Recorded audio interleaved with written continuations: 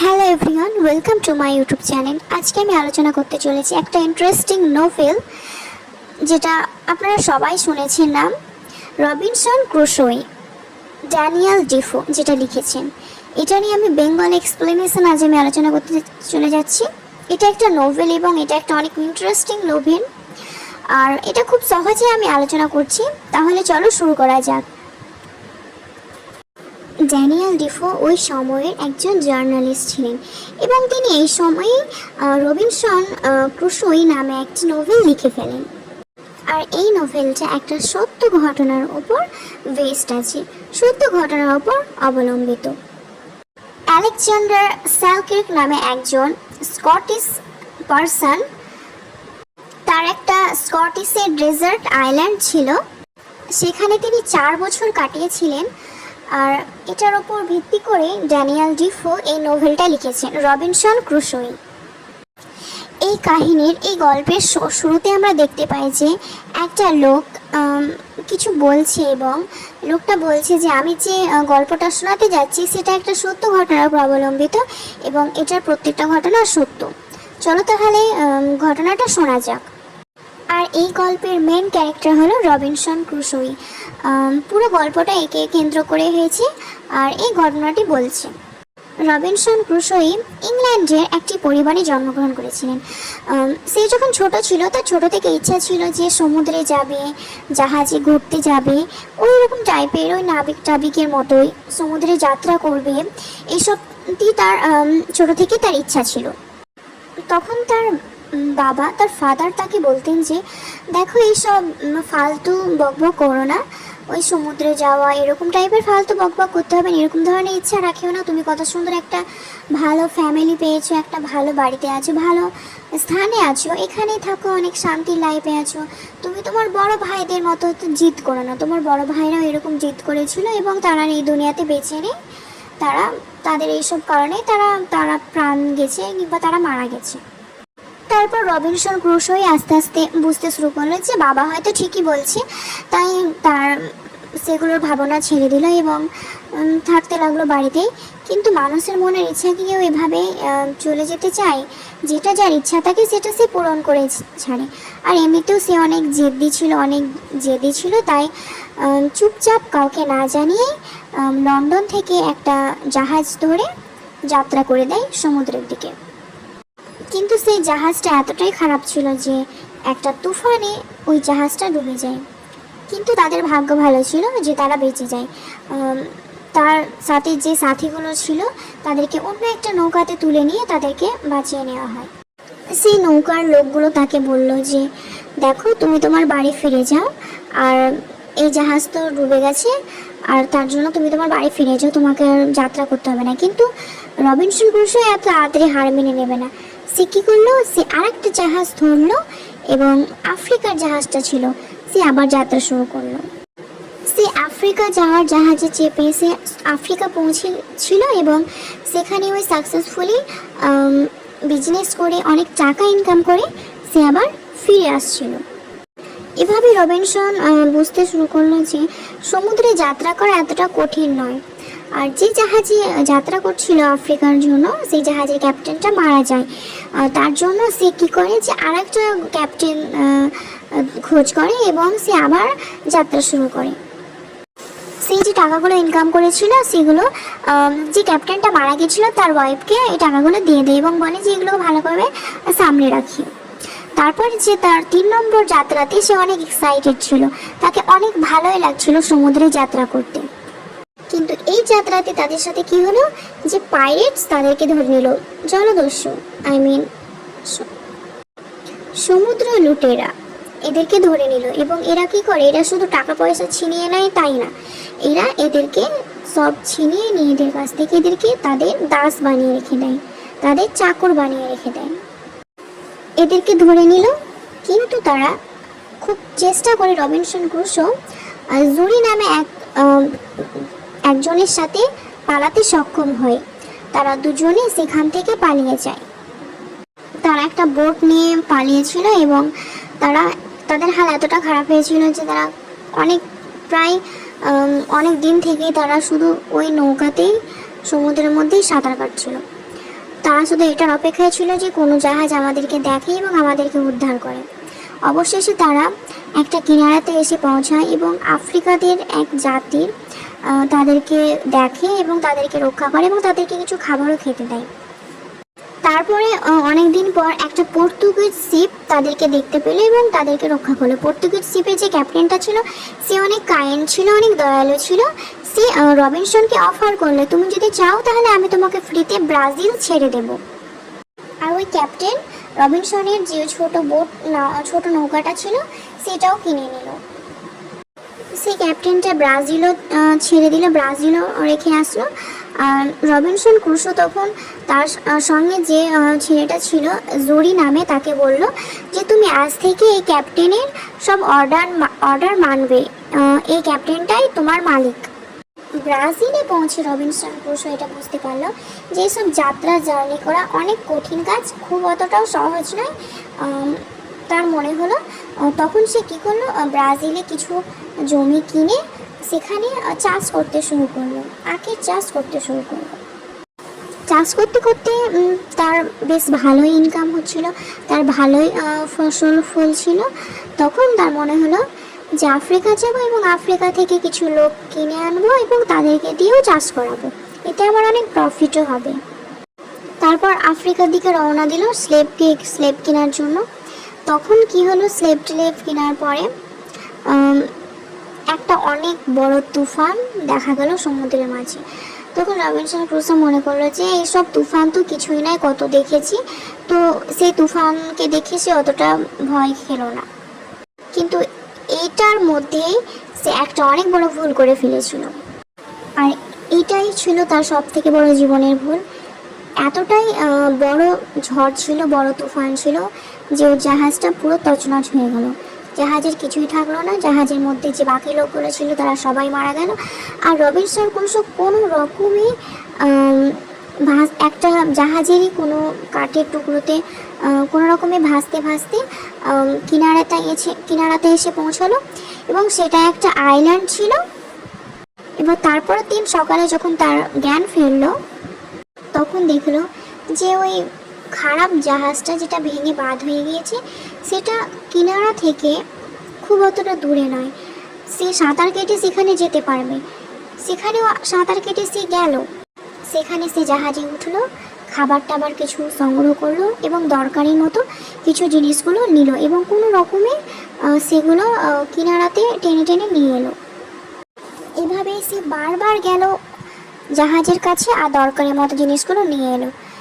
তারপর কি হলো, সে সেখান থেকে একটা বাক্স, তারপর একটা বাইবেল, এরকম ধরনের জিনিস নিয়ে এসেছিল। তারপরে আর একটা তুফান এসেছিল এবং যে ওই বাকি জাহাজের ভাঙা টুকরোগুলো ছিল সেগুলোকে ভাসিয়ে নিয়ে চলে গেল। তারপর রবিনসন ক্রুসো সে কিনারার ধারে একটা তাঁবু তৈরি করলো। আর ওই তাঁবুটার চারিপাশে উঁচু করে ঘিরে দিল যাতে কোনো জন্তু কিংবা পশু সেখানে না আসে, তার রক্ষার জন্য সেটা সে করেছিল। তারপর আস্তে আস্তে সে জায়গাটাকে আরও অনেক সুন্দর করতে লাগলো, আরও অনেক সুন্দরভাবে জায়গাটাকে অনেক উন্নত করতে শুরু করলো। একটা কাঠের টুকরোতে সে মার্ক করতে শুরু করলো যে সে কতদিন এখানে থাকছে, প্রত্যেকদিন একটা করে সে দাগ টানলো, এটা হিসাব রাখার জন্য যে সে কতদিন এই আইল্যান্ডটাতে থাকছে। সেই জাহাজ থেকে একটা কাগজের কলম এনেছিল এবং সেখানে সে তার ওই আইল্যান্ডের সব মুহূর্ত সম্বন্ধে লিখতে শুরু করলো। সে সেখানে লিখলো যে আমি জানি না যে এখানে আর কত বছর বেঁচে থাকবো, কতদিন বেঁচে থাকবো, কিন্তু আমি যেমনভাবে কাটাবো আর যতদিনই বা বাঁচবো, আমি সব এই কাগজে, আমি এই কলমের দ্বারা আমি সব লিখতে শুরু করবো বা সব লিখে রাখবো। তারপর সে আইল্যান্ডটাকে ভালোভাবে পর্যবেক্ষণ করতে লাগলো। তারপর সে কিছু লক্ষ্য করলো, ঘাস টাসের ওখানে কিছু লক্ষ্য করলো যে কিছু ধানের কিংবা কোনো ফসলের বীজ পড়ে আছে। তো সে চেষ্টা করলো যে সেগুলো নিয়ে এসে যদি সেগুলো মাটিতে পুঁতে চাষাবাদ করা যায় দেখার জন্য। যদি সেটা হয় তাহলে তার জীবন বাঁচতে কিংবা জীবনযাপন করতে কিছুই কষ্ট হবে না এবং তার খাবার দাবারের আর কোনো চিন্তা করতে হবে না।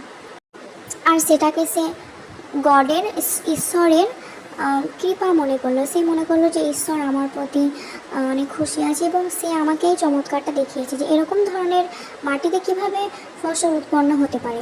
কিন্তু তারপরে আর একটা জিনিস হলো যে একটা এমন বড় একটা ভূমিকম্প এলো যে তার ওই যে বাড়িটা তৈরি করেছিল সেটা পুরোপুরি ভেঙে গেল।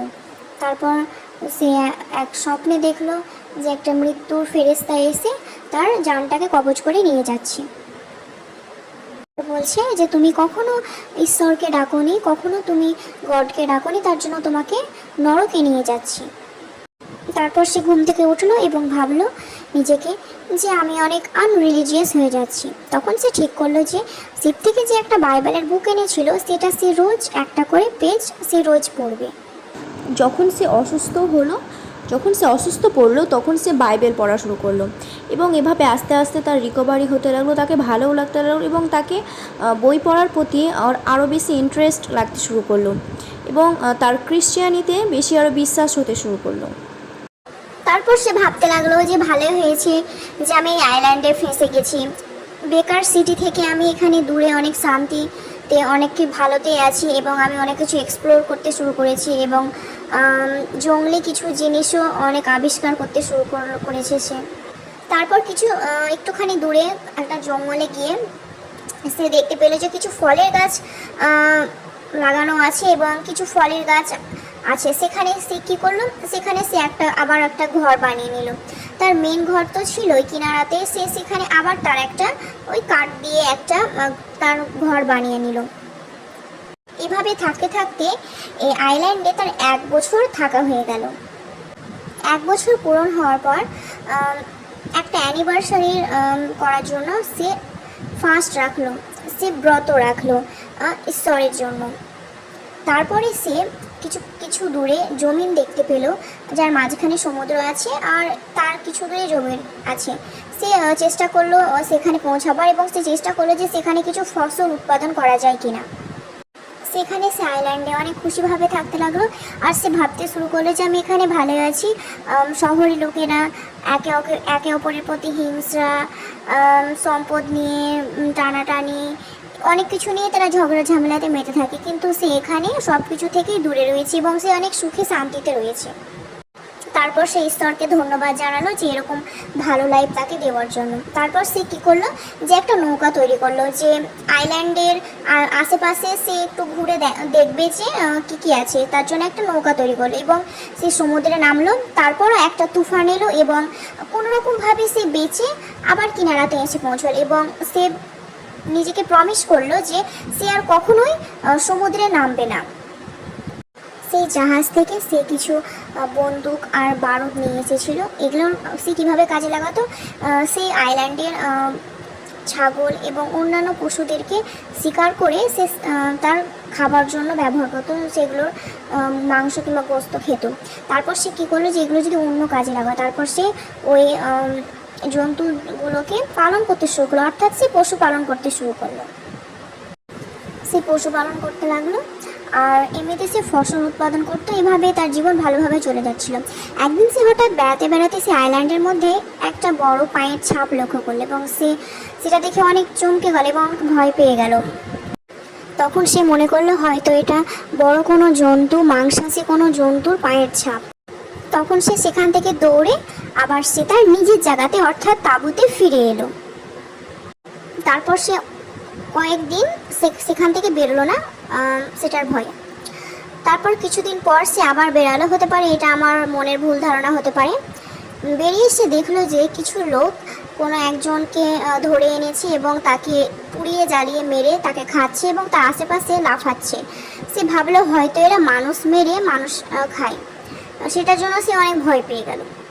সে ভাবলো যে তার কাছে যে গোলা বারুদগুলো আছে সেগুলো দিয়ে সে তাদেরকে মারবে এবং মেরে ধ্বংস করবে। তারপর সে বাইবেলের বই পড়লো এবং সে বাইবেলের পাতা পড়ে সে দেখলো যে আমি কেন ওদেরকে মারতে যাব, সে তো আমাদের কোনো ক্ষতি করেনি। তার জন্য সে অনেক কেয়ার হতে শুরু করলো এবং তাদের প্রতি অনেক কেয়ারফুল থাকলো যে সে তাদের কোনো ক্ষতি করবে না। তারপর এভাবে আইল্যান্ডে থাকতে থাকতে রবিনসনের 23 ইয়ার্স অর্থাৎ 23 সাল হয়ে গিয়েছিল এবং সে তারপর ঠিক করলো যে তার বাকি জীবন সে এই আইল্যান্ডেই কাটাবে। তারপর রবিনসন ভাবলো যে কিনা জানি তারও কি মনে হলো যে তাকে এই আইল্যান্ডে থেকে বিরক্ত লাগতে শুরু করেছে। তাকে কেউ একজন চাই, কেউ একজন সাথী দরকার। তাকে সে অনেক একা এবং লনলি ফিল করতে লাগলো। তারপর সে দেখলো যে সেভেজেসগুলো ছিল, অর্থাৎ যে লোকগুলো ছিল যে মানুষদেরকে ধরে তাদেরকে মাংস খাচ্ছিল কিংবা তাদেরকে হত্যা করছিল, সেখানে দেখতে পেয়েছে যে একজন তাদের কাছ থেকে পালিয়ে বাঁচার চেষ্টা করছে। তখন সে কী করলো, যে সে ওই তাদের সেভেজগুলোকে তাদেরকে সবাইকে মেরে ফেললো এবং তাকে বাঁচিয়ে নিল যে তাদের কাছ থেকে পালাচ্ছিল। ওই ছেলেটা যার প্রাণ বাঁচিয়েছিল রবিনসন, সে কী করলো, সে রবিনসনকে তার মালিক বানিয়ে নিল। সে বলল যে সে তারই সেবা করবে এবং তার কথাই শুনবে। যেহেতু শুক্রবারের দিন ফ্রাইডের দিন সেই ছেলেটার সঙ্গে দেখা হয়েছিল, তার জন্য রবিনসন সেই ছেলেটার নাম রাখলো ফ্রাইডে।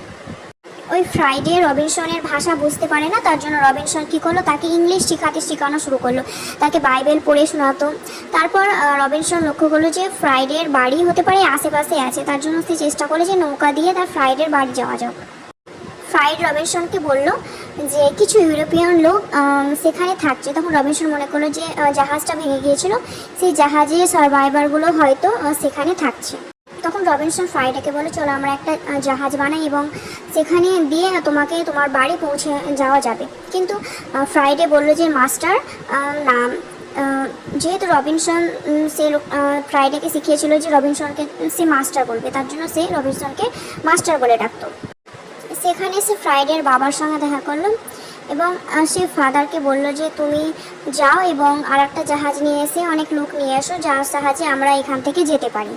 তারপর সেখানে একটা ইংলিশ জাহাজ এলো এবং সেখানে ওই ক্যাপ্টেনটা বন্দি ছিল। তখন সে ওই ক্যাপ্টেনটার যান বাঁচালো। তারপর ক্যাপ্টেনটা রবিনসনকে বলে যে তার সঙ্গে যে যারা ছিল তারা আমাকে বন্দি রেখে এখান থেকে চলে গেছে। তখন কি করলো, যে সে তাদের ওই বাকি সাথীদের বাকি লোকদেরকে মেরে দিল এবং সেই ক্যাপ্টেনটাকে রবিনসন বাঁচিয়ে নিল।